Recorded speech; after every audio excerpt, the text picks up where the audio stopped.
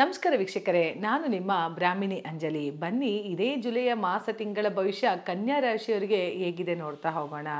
ನೋಡಿ, ಪ್ರತಿಯೊಬ್ಬ ವ್ಯಕ್ತಿಗೂ ಏನಾಗ್ತಿರುತ್ತೆ ಗೊತ್ತಾ ವೀಕ್ಷಕರೇ, ನನಗೆ ಈ ವರ್ಷ ಯಾಕೋ ಚೆನ್ನಾಗಿಲ್ಲ, ಈ ತಿಂಗಳು ಯಾಕೋ ಚೆನ್ನಾಗಿಲ್ಲ ಕಣೋ, ಲಾಸ್ಟ್ ಮಂತ್ ತುಂಬ ಚೆನ್ನಾಗಿದೆ, ಈ ತಿಂಗಳು ಯಾಕೋ ನಂಗೆ ತುಂಬ ಡಲ್ ಅನಿಸ್ತಿದೆ ಕಣೋ, ಅಥವಾ ಲಾಸ್ಟ್ ತಿಂಗಳು ನಾನು ತುಂಬ ಡಲ್ ಆಗಿದೆ ಕಣೋ, ಈ ತಿಂಗಳು ಸ್ವಲ್ಪ ಪರವಾಗಿಲ್ಲಪ್ಪ ಚೆನ್ನಾಗಿದ್ದೀನಿ, ಆರೋಗ್ಯನೂ ಅಷ್ಟೇ ತುಂಬ ಚೆನ್ನಾಗಿದೆ, ಈ ತಿಂಗಳು ನಂಗೆ ಆರೋಗ್ಯ ಸುಧಾರಿಸ್ಕೋತಿದ್ದೀನಿ ಅಂತಂದರೆ ಇದೆಲ್ಲ ಗ್ರಹಗಳ ಚಲನವಲನದ ಮೇಲೆ, ಗ್ರಹಗಳ ಆಟಕ್ಕೆ ಬಲಿಯಾದವರು ಯಾರಿಲ್ಲ. ಅದೇ ಥರ ಗ್ರಹಗಳ ಒಂದು ಹೊಡೆತಕ್ಕೂ ಕೂಡ ನಾವು ಬಲಿಯಾದವರು ಯಾರಿಲ್ಲ. ಯಾಕೆಂದರೆ ಗ್ರಹಗಳ ಒಂದು ಬದಲಾವಣೆ ಇದೆಯಲ್ಲ, ಅದು ನಮ್ಮ ಲೈಫನ್ನ ಏರುಪೇರು ಮಾಡ್ತಾ ಹೋಗುತ್ತೆ. ಒಂದ್ಸರಿ ಮೇಲ್ ಕರ್ಕೊಂಡು ಹೋದ್ರೆ ಇನ್ನೊಂದ್ಸರಿ ಕೆಳಗಡೆ ಇಳಿಸ್ತಾ ಹೋಗುತ್ತೆ. ಒಂಥರ ಲ್ಯಾಡರ್ ಇದ್ದಂಗೆ ಇದು ಲೈಫಲ್ಲಿ, ಹತ್ಕೊಳ್ಳೋದು ಇಳಿಯೋದು, ಹತ್ತೋದು ಇಳಿಯೋದು, ಇದಕ್ಕೆ ಓನ್ಲಿ ಗೋಚಾರದಲ್ಲಿ ಅಂತ ಹೇಳ್ತೀವಿ ವೀಕ್ಷಕರೇ. ಅದೇ ಜುಲೈ ತಿಂಗಳಲ್ಲಿ ಕನ್ಯಾ ರಾಶಿಯವರಿಗೆ ನಾವು ಫಲಗಳನ್ನು ನೋಡ್ತಾ ಹೋದರೆ ಖಂಡಿತ ಒಳ್ಳೆ ಫಲಗಳನ್ನು ನೋಡ್ತಾ ಹೋಗ್ಬೋದು. ಯಾಕೆಂದರೆ ಗುರು ಕೂಡ 10ನೇ ಮನೆಯಲ್ಲಿ ಅಧಿಪತಿಯಾಗಿ ಕುಳ್ತಿದ್ದಾನೆ, ಶುಕ್ರ ಕೂಡ ಈ ಜುಲೈ 18ರ ನಂತರ ಚೇಂಜ್ ಆಗ್ತಾನೆ, ಖಂಡಿತ ಒಳ್ಳೇದಾಗ್ತಾ ಹೋಗುತ್ತೆ. ಆದರೆ ಎಲ್ಲೋ ಒಂದು ಕಡೆ ಶನಿ ಸಪ್ತಮ ಭಾವದಲ್ಲಿ ಕುಳಿತಿರೋದ್ರಿಂದ, ನೇರವಾಗಿ ನಿಮ್ಮ ಲಗ್ನವನ್ನು ನೋಡೋದ್ರಿಂದ, ರಾಶಿಯನ್ನು ನೋಡೋದ್ರಿಂದ ಸ್ವಲ್ಪ ಎಲ್ಲೋ ನಿಮ್ಮನ್ನು ಮುಂದೆ ಹೋಗ್ತಿರೋನ್ನ ಹಿಂದೆ ಕೇಳ್ಕೊಂಬರುವಂಥ ಕೆಲಸಗಳಾಗುವಂಥದ್ದು, ಇವತ್ತು ಮಾಡೋದನ್ನು ನಾಳೆ ಮಾಡೋಣ ಅನ್ನೋದನ್ನು ಮಾಡ್ತಾ ಹೋಗ್ತೀರಿ. ಖಂಡಿತ ಅದು ಬೇಡ ವೀಕ್ಷಕರೇ. ಯಾವುದನ್ನು ಮಾಡ್ತೀನಿ ಅನ್ಕೋತೀರೋ ಅದನ್ನು ಇವತ್ತೇ ಮಾಡಿ. ಕನ್ಯಾ ರಾಶಿಯವರು ಈಗಲೇ ಮಾಡ್ತೀನಿ, ಈ ಕ್ಷಣನೇ ಮಾಡ್ತೀನಿ ಅಂತ ಪಣ ತೊಟ್ಟರೆ ಖಂಡಿತ ನೀವು ಕೂಡ ಶುಭ ಫಲಗಳನ್ನು ನೋಡ್ತಾ ಹೋಗ್ಬೋದು ವೀಕ್ಷಕರೇ. ನೋಡಿ, ಯಾವಾಗಲೂ ಏನಾಗುತ್ತೆ, ನಾವು ಲೈಫಲ್ಲಿ ಏನಾದ್ರು ಒಂದು ಸಾಧನೆ ಮಾಡಬೇಕು ಅಂತಂದರೆ ಕಷ್ಟಪಡಲೇಬೇಕು. ಯಾವುದು ನಮ್ಮ ಹತ್ರಕ್ಕೆ ಬರೋದಿಲ್ಲ ವೀಕ್ಷಕರೇ. ನೋಡಿ, ಕಷ್ಟಪಟ್ಟಂಥ ವ್ಯಕ್ತಿಗಳೇ ಇವತ್ತು ಉನ್ನತ ಸ್ಥಾನದಲ್ಲಿರೋದು, ಚರಿತ್ರೆನ ಕ್ರಿಯೇಟ್ ಮಾಡಿ ಹೋಗಿರೋದು. ನಾವು ಹಿಸ್ಟ್ರೀಲಿ ಉಳ್ಕೋಬೇಕಪ್ಪ, ನಾವು ಲೈಫು ನಮ್ಮ ನೇಮನೇ ಏನಾರು ಒಂದು ಫೇಮ್ ಆಗಬೇಕು ಅಂತ ಅಂದರೆ ನಾವು ಕಷ್ಟಪಡೋದ್ರ ಜೊತೆಗೆ ನಮ್ಮ ಒಂದು ಯೋಗಗಳನ್ನು ಕೂಡ ಪಡಿತಾ ಹೋಗ್ಬೋದು. ಕೆಲವರು ಯೋಗ ಇರುತ್ತೆ, ಕೆಲವರು ಕಷ್ಟಪಡಲ್ಲ, ಕೆಲವರು ಕಷ್ಟಪಡ್ತಾರೆ, ಯೋಗ ಇರಲ್ಲ ವೀಕ್ಷಕರೇ. ಯಾವಾಗ ಕಷ್ಟಪಟ್ಟು ನಾವು ಯೋಗಗಳನ್ನು ನಾವು ಪರವಾಗಿ ಮಾಡ್ಕೊಳ್ತೀವೋ ಆಗ ನಾವು ಉನ್ನತ ಸ್ಥಾನಕ್ಕೆ ಏರ್ತಾ ಹೋಗ್ತೀವಿ.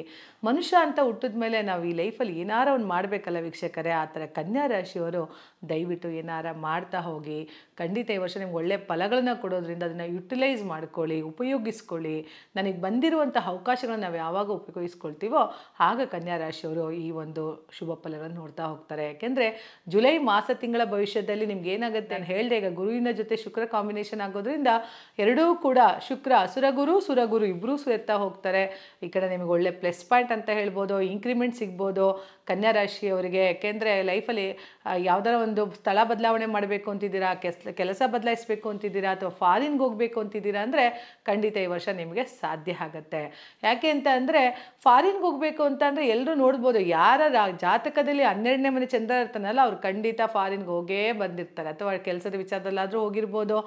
ಮಕ್ಕಳು ವಿದೇಶದಲ್ಲಿದ್ದಾರಪ್ಪ ಅಂತ ಅಂದರೆ ಆ ಮಕ್ಕಳ ವಿದೇಶ ಪ್ರಯಾಣ ಕೂಡ ನೀವು ನೋಡೋದಕ್ಕೆ ಮಕ್ಕಳನ್ನ ವಿದೇಶ ಪ್ರಯಾಣ ಮಾಡ್ಬೋದು. ಅಥವಾ ಜಾಬ್ ಅಂತ ಹೋದಾಗ ನಿಮ್ಗೆ ಈಸಿಯಾಗೆ 12ನೇ ಮನೆ ಚಂದ್ರ ಇದ್ದಾಗ ಏನಾಗುತ್ತೆ, ಫಾರಿನ್ ಯೋಗವನ್ನು ಕೊಡ್ತಾನೆ. ಖಂಡಿತ ಫಾರಿನ್ ಯೋಗ ಯಾರಿಗೆಲ್ಲ ವಿದೇಶ ಪ್ರಯಾಣ ಅಂದರೆ ಇವಾಗೆಲ್ಲ ಕಾಮನ್ ಆಗಿದೆ. ಮೊದಲೆಲ್ಲ ಅಮ್ಮಮ್ಮ ಅನ್ನೋರು ವಿದೇಶದಲ್ಲಿದ್ದಾರೆ ಅಂದರೆ ಅದೇನೋ ಒಂದು ಗ್ರೇಟು ಅಲ್ವಾ. ನಮ್ಮ ಮಕ್ಕಳೆಲ್ಲ ಫಾರಿನಲ್ಲಿ ಇದ್ದಾರಪ್ಪ, ನನ್ನ ಗಂಡ ಫಾರಿನಲ್ಲಿ ಇದ್ದಾನಪ್ಪ ಅಂತ ಅಂದಾಗ ಅಯ್ಯೋ ಪರವಾಗಿಲ್ಲ ನೋಡು, ಅವ್ರ ಗಂಡ ವಿದೇಶದಲ್ಲಿದ್ದಾನಂತೆ, ಅವ್ರ ಮಕ್ಕಳು ವಿದೇಶದಲ್ಲಿದ್ದಾಗ ಒಂಥರ ಅಚ್ಚರಿ ಮೂಡಿಸೋದು, ಅವ್ರ ಮೇಲೆ ಒಂದು ಸ್ವಲ್ಪ ಗೌರವ ಹೆಮ್ಮೆ ಜಾಸ್ತಿ ಆಗೋದು. ಅದೇ ರೀತಿ ಈಗೆಲ್ಲ ಕಾಮನ್ ಆಗೋಗಿದೆ. ಇವಾಗ ಓದೋದಕ್ಕೆ ಎಲ್ಲ ಮಾಡೋದಕ್ಕೆ ಫಾರಿನ್ ಅಂದರೆ ಜನಸಾಮಾನ್ಯರಿಗೂ ಅದು ಕಾಮನ್ ಸ್ಟೇಜ್ ಥರ ಆಗಿದೆ ಫಾರಿನ್ ಕಳಿಸೋದು. ಹಂಗಾಗಿ ಇವೆಲ್ಲ ಫಲಗಳನ್ನು ಕನ್ಯಾ ರಾಶಿಯವರು ನೋಡ್ತಾ ಹೋಗ್ಬೋದು. ಆದರೆ ಸಪ್ತಮಕ್ಕೆ ಎಲ್ಲೋ ಸ್ವಲ್ಪ ಶನಿ ಇರೋದ್ರಿಂದ ವ್ಯವಹಾರ ಅಂತ ಬಂದಾಗ ಕೇರ್ಫುಲ್ ಆಗಿರಿ ವೀಕ್ಷಕರೇ. ಯಾಕಂದರೆ ಕನ್ಯಾ ರಾಶಿಯವರು ಅಷ್ಟೇ ಭಾಳ ಬೇಗ ನಂಬಿಡ್ತೀರಾ, ನೀವು ಅಷ್ಟೇ ನಂಬೋದನ್ನು ಜಾಸ್ತಿ, ಭಾಳ ಬೇಗ ಫ್ರೆಂಡ್ಶಿಪ್ ಮಾಡ್ಕೊಳ್ತೀರಾ, ನಂಬುತ್ತೀರಾ. ಯಾರನ್ನೇ ಆದ್ರೂ ಕೂಡ ನಂಬಿ ಮೋಸ ಹೋಗುವಂಥದ್ದು ಏನಾರು ಇದ್ದರೆ ಅದು ಕನ್ಯಾ ರಾಶಿಯವರು ಕೂಡ ಸ್ವಲ್ಪ ನೋಡಿಕೊಂಡು ವ್ಯವಹಾರ ಮಾಡ್ತಾ ಹೋಗಿ. ಯಾವುದೇ ಒಂದು ವಿಚಾರ ಮಾಡಬೇಕಾದ್ರೂ ಕೂಡ ಯೋಚನೆ ಮಾಡಿ. ಶನಿ 7ನೇ ಮನೇಲಿ ಆಗಿರೋದ್ರಿಂದ ಸಪ್ತಮ ವರ್ಗದಿಂದ ಗಂಡ ಹೆಂಡತಿ ವಿಚಾರದಲ್ಲೂ ಕೂಡ ಸ್ವಲ್ಪ ವೈಮನಸ್ಸುಗಳಾಗ್ತಾ ಹೋಗ್ತಾ ಹೋಗುತ್ತೆ.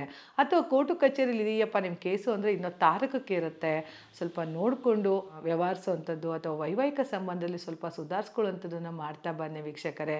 ನೋಡಿ, ಇವತ್ತು ಹೆಚ್ಚಾಗಿ ಡೈವರ್ಸ್ ಕೇಸ್ಗಳು ನಡೀತಾ ಇದೆ. ಯಾಕೆ ಅಂತ ಅಂದರೆ ನಮ್ಮ ಮಕ್ಕಳಲ್ಲಿ ಸಂಯಮ ತಪ್ಪಿದೆ, ನಮ್ಮ ಮಕ್ಕಳಲ್ಲಿ ಒಂದು ತಾಳ್ಮೆ ತಪ್ಪಿದೆ.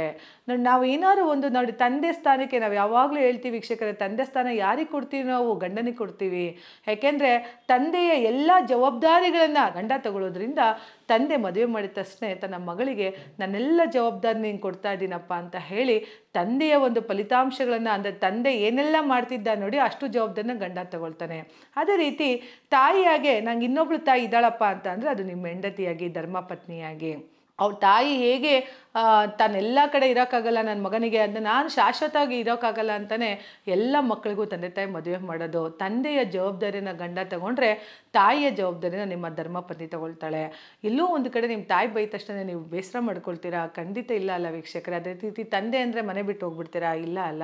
ಹಾಗಾಗಿ ಗಂಡ ಒಂದು ಮಾತು ಏನಾರ ಅಂದರೆ ಎಲ್ಲೋ ಒಂದು ಕಡೆ ಎಕ್ಸ್ಕ್ಯೂಸ್ ಅಂತ ಇರುತ್ತೆ, ಕ್ಷಮೆ ಅನ್ನೋದಿರುತ್ತೆ, ಅದನ್ನು ಮರ್ತು ಬಿಡಿ. ಮರೆಯುವಂಥ ಕ್ವಾಲಿಟೀಸ್ ಯಾವಾಗ ಬೆಳೆಸ್ಕೊಳ್ತಿರಲ್ಲ ಮತ್ತು ಕ್ಷಮೆ ಅನ್ನೋ ಕ್ವಾಲಿಟೀಸ್ ಯಾವಾಗ ಬೆಳೆಸ್ಕೋತಿರಲ್ಲ ನೀವಿಬ್ಬರೂ, ಆಗ ನಿಮ್ಮಿಬ್ಬರಲ್ಲಿ ಬಾಂಧವ್ಯತೆ ಹೆಚ್ಚಾಗುತ್ತೆ, ವಿಚ್ಛೇದನಗಳು ಕಡಿಮೆ ಆಗ್ತಾ ಹೋಗುತ್ತೆ. ವಿಚ್ಛೇದನ ಕೋರ್ಟ್ಗಳೇ ಇರಲ್ಲ, ಡೈವರ್ಸ್ ಅನ್ನೋದೇ ಇರೋದಿಲ್ಲ. ನಾವು ಯಾವಾಗ ತಾಳ್ಮೆಯನ್ನು ಬೆಳೆಸ್ಕೊಳ್ತೀವೋ, ನಮ್ಮ ಮಕ್ಕಳಿಗೆ ಆದಷ್ಟು ತಾಳ್ಮೆ ಮತ್ತು ಸಮಯವನ್ನು ಹೇಳ್ಕೊಡೋದನ್ನು ಮಾಡಿ, ಪೋಷಕರು ಯಾವಾಗ ಮಕ್ಕಳಲ್ಲಿ ಈ ಒಂದು ವಿಚಾರವನ್ನು ಬೆಳೆಸ್ತಾ ಹೋಗ್ತಾರೋ, ಬಂದಂತಹ ಒಂದು ಹುಡುಗ ಇರ್ಬೋದು, ಹುಡುಗಿ ಇರ್ಬೋದು ನಮ್ಮ ಮನೆಗೆ, ಆಗ ನಾವು ಅವರಲ್ಲಿ ತಾಳ್ಮೆಯಿಂದ ವರ್ತಿಸುವಂತಹ ಗುಣಗಳು ಬಂದ್ಬಿಡುತ್ತೆ ವೀಕ್ಷಕರೇ.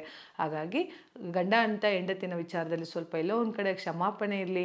ಯಾರೇನೇ ತಪ್ಪು ಮಾಡಿದ್ರು ಕೂಡ ಒಬ್ರಿಗೊಬ್ರು ಒಂದು ಎಕ್ಸ್ಕ್ಯೂಸ್, ಸಾರಿ ಅಂತ ಹೇಳ್ಬಿಟ್ರೆ 4 ಕೊರಡು, ತಪ್ಪಾಯಿತು ಅಂದ್ಬಿಟ್ರೆ ಮುಗ್ದೇ ಹೋಯಿತು. ಲೈಫ್ ಎಲ್ಲವೂ ಸ್ಯಾಕ್ರಿಫೈಸ್ ಆದಂಗೆ.